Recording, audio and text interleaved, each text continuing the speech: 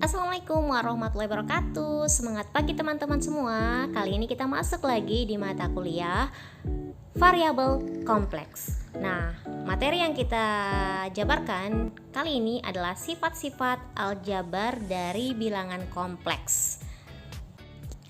Nah, sifat yang pertama itu adalah sifat komutatif. Ini sama dengan sifat komutatif pada penjumlahan bilangan real. Nah, di bilangan kompleks juga ada sifat komutatif ya, yaitu Z1 tambah Z2 sama dengan Z2 ditambah Z1.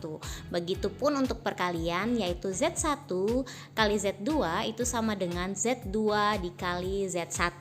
Nah, untuk lebih jelasnya perhatikan contoh untuk Z1 tambah Z2 serta Z2 tambah Z1. Apakah hasilnya sama? Nah, kita coba. Misal Z1 itu sama dengan 2 tambah 3I dan Z2 adalah 1 tambah 2I.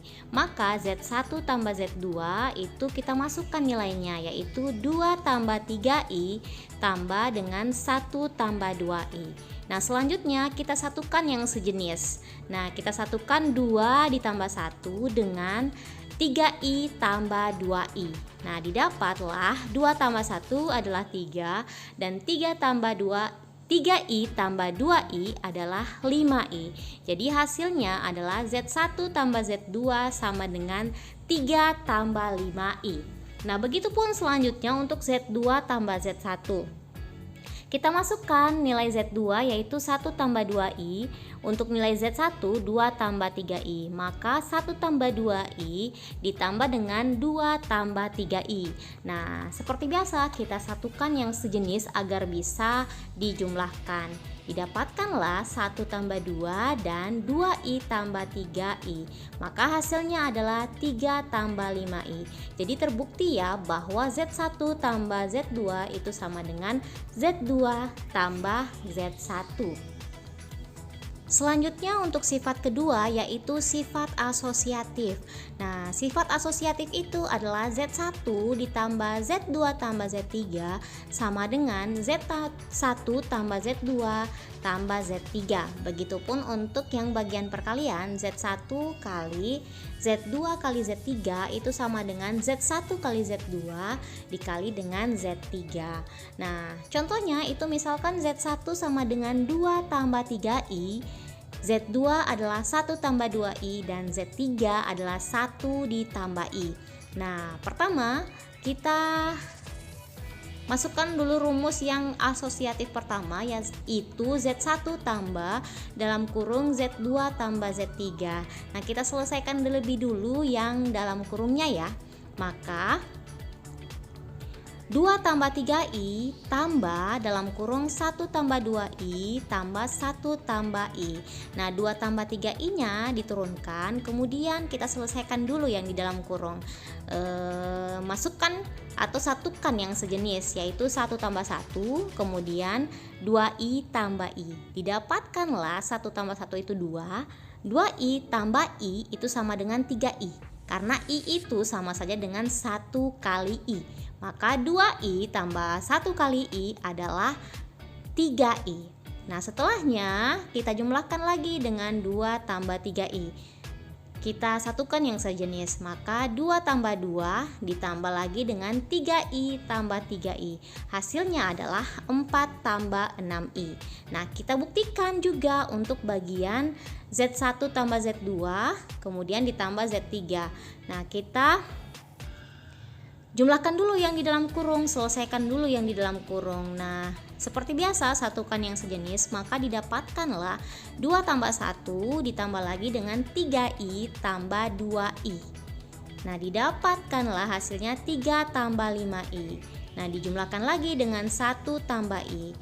Maka 3 tambah 1 itu 4 dan 5I tambah 1I itu adalah 6I. Jadi terbukti bahwasanya sifat asosiatif Z1 tambah Z2 ditambah Z3 itu sama dengan Z1 tambah Z2 ditambah lagi dengan Z3. Jadi terbukti ya sifat asosiatifnya. Nah, yang ketiga adalah sifat distributif. Sifat distributif itu adalah Z1 kali Z2 tambah Z3 itu sama dengan Z1 kali Z2 ditambah dengan Z1 kali Z3. Nah, misal contohnya itu Z1 sama dengan 2 tambah 3I dan Z2 adalah 1 tambah 2I, Z3 adalah 1 tambah I. Maka, sekarang kita buktikan Z1 kali Z2 tambah Z3 sama dengan Z1 nya kita masukkan 2 tambah 3I dikali dengan 1 tambah 2I ditambah dengan 1 tambah I. Nah, kita lakukan perkalian seperti di bilangan real. Nah, ini kita harus fokus ya. Nah, pertama-tama itu kita tulis kembali 2 tambah 3I kemudian dikali dengan 1 tambah 2I. Selanjutnya ditambah dengan 2 tambah 3I dikali dengan 1 tambah I. Maka sama dengan 2 itu dikali dengan 1. Kemudian tambah 2 kali 2I tambah 3I kali 1 tambah 3I kali 2I. Kemudian ditambah lagi dengan 2 dikali 1 tambah 2 dikali I tambah 3I kali 1 tambah 3I dikali I. Maka di sini kita kalikan dulu 2 kali 1 itu 2. Kemudian 2 kali 2I itu hasilnya 4I. Kemudian 3I kali 1 hasilnya 3I. Kemudian ditambah 3I kali 2I. 3I kali 2I adalah 6I kuadrat. Karena 3 kali 2 6, I kali I adalah I kuadrat. Maka perhatikan yang di bagian bawahnya itu didapatkanlah 2 tambah 4I tambah 3I tambah 6I kuadrat. Nah, itu hasil dari perkalian yang ada di atas. Nah, selanjutnya untuk 2 kali 1 itu adalah 2 ditambah dengan 2 kali I itu hasilnya adalah 2I ditambah dengan 3I kali 1 hasilnya adalah 3I ditambah dengan 3I kali I hasilnya adalah 3 kali I kuadrat. Hasilnya 3I kuadrat ya. Nah, sekarang ingat kembali bahwasanya I itu sama dengan akar negatif 1. Nah, sehingga ketika I kuadrat itu maka hasilnya adalah negatif 1.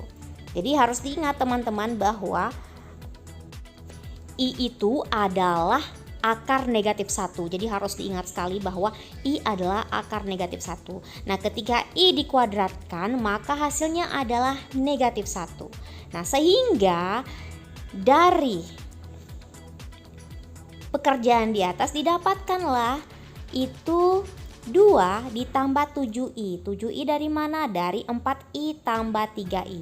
2 tambah 7I ditambah dengan 6 kali negatif 1. Karena 6 kali I kuadrat. I kuadratnya tadi adalah negatif 1.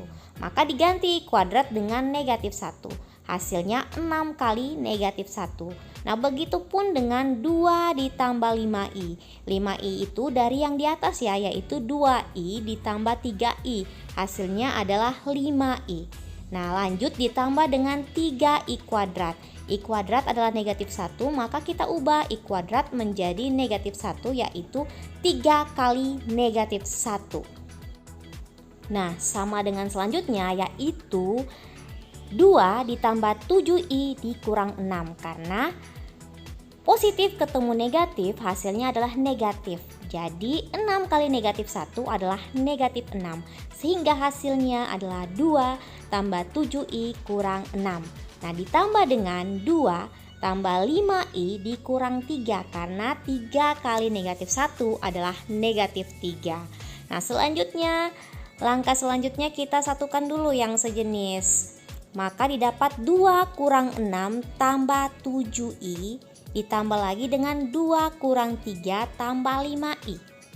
Hasil selanjutnya 2 kurang 6 adalah negatif 4 ditambah dengan 7I tambah 2 kurang 3 hasilnya adalah negatif 1, kemudian tambah 5I. Nah, hasil selanjutnya yaitu kita satukan yang sejenis, negatif 4 dikurang dengan 1. Nah, 7I itu ditambah dengan 5I. Maka didapatkanlah negatif 4 kurang 1 adalah negatif 5, ditambah dengan 7i tambah 5i adalah 12i. Jadi hasilnya adalah negatif 5 tambah 12i. Nah, silakan teman-teman dicerna dulu, gunakan kalkulator, selain kalkulator gunakan perhitungan biasa di kertas, gunakan pulpen dan kertas, kemudian hitung seperti biasanya. Nah, sambil dengarkan penjelasannya ya. Selanjutnya, sifat keempat adalah sifat identitas dalam penjumlahan. Nah, sifat identitasnya itu adalah 0. Jadi teman-teman harus ingat bahwa kalau penjumlahan identitasnya itu adalah 0, yaitu 0 sama dengan 0 tambah 0i. Sehingga z tambah 0 sama dengan 0 tambah z itu sama dengan z. Jadi sesuatu yang dijumlahkan dengan 0 itu hasilnya bilangan itu sendiri. Begitupun untuk sifat identitas pada perkalian. Nah, sifatnya adalah 1. Maka 1 sama dengan 1 tambah 0i. Jadi z kali 1 sama dengan 1 kali z sama dengan z. Nah, berapapun dikalikan dengan 1 itu hasilnya adalah bilangan itu sendiri. Jadi misalkan 2 kali 1 itu hasilnya juga 2 aja. Begitupun dengan 3 kali 1 hasilnya 3. Jadi teman-teman harus ingat sifat identitas untuk penjumlahan dan perkaliannya ya. Oke, sekian dulu materi kita hari ini. Insya Allah kita akan lanjut lagi di materi selanjutnya. Sebelumnya jangan lupa di subscribe ya, agar tidak ketinggalan video selanjutnya. Wabillahi taufiq wal hidayah. Wassalamualaikum warahmatullahi wabarakatuh.